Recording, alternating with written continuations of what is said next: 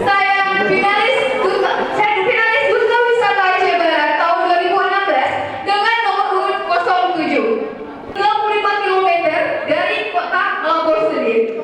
Nah, para wisatawan, di Desa Bambalaya ini terdapat salah satu objek wisata yang dimana objek wisata ini sangat bersejarah bagi masyarakat Aceh, yaitu Makam Pahlawan Nasional Teguh Umar. Teguh Umar ini terletak di antara perbukitan yang mana suasananya sangat masih asri sekali serta sejuk untuk dinikmati.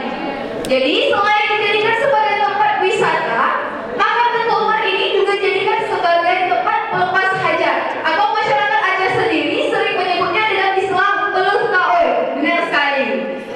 Nah, para wisatawan, di Makam Teguh Umar ini kita dapat melihat serta menikmati beberapa hal-hal menarik serta unik yang mungkin para wisatawan belum pernah melihat di tempat lain.